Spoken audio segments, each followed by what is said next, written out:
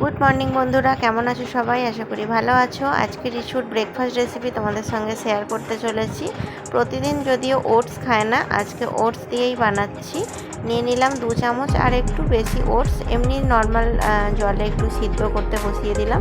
আর এইদিকে নিয়েছি একটু বাটারটাও জলের মধ্যে দিয়ে দেবো, একসাথে একটু সিদ্ধ হতে থাক ততক্ষণ।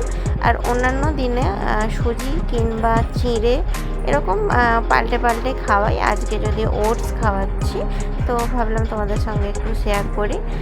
রিসু বলতে গেলে বেশিরভাগ দিনই এইভাবেই খেয়ে থাকে। আর এদিকে নিলাম 2টো কাঁঠালি কলা, আর অন্যান্য দিনে 2টো নিই না, একটাই নিই। তো আজকে যখন বার করলাম দেখতে পেলাম যে কলাটা একটু কীরকম কালো মতো হয়ে গেছে। তো এদিকে রিসু আবার খোঁজ নিতে এলো যে আমি আজকে কী ব্রেকফাস্ট বানাচ্ছি ওর জন্য। তো যাই হোক, যেইটাই আমি বানাই না কেন ওর তো সেইভাবে পছন্দ নয়। যাই হোক, কলাটা একটু হাতে করে ম্যাশ করে নিলাম, কারণ বেশি শক্ত থাকলে রিসু খেতে পারে না। দাঁত হয়েছে ঠিকই, কিন্তু দাঁত দিয়ে উনি চেবাতে পারেন না।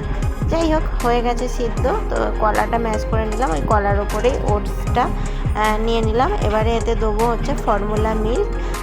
তোমরা ফর্মুলা মিল্কটা একটু সামান্য জলে গুলেও দিতে পারো, কিন্তু আমি আর গুলে দিই না, এইভাবে দিয়ে সামান্য উপর দিয়ে একটু জল দিয়ে মিক্সড করে নিই। ব্যাস হয়ে গেল। এর মধ্যে একটু তোমরা বাদাম গুঁড়োও দিতে পারো, ওই কাজু বাদাম, আলমন্ড বাদাম। তো চলো দেখি এবারে বাবু খান কি খান না। যাই হোক, আবার দেখতে এসেছে বাবু যে এখানে আমার ব্রেকফাস্ট বানানো হয়ে গেছে কিনা। তো আমি বললাম চলো আমি যাচ্ছি। তো চলো আমি রিসুকে খাইয়ে দিই, তোমরা যতক্ষণ চ্যানেলটা সাবস্ক্রাইব করো।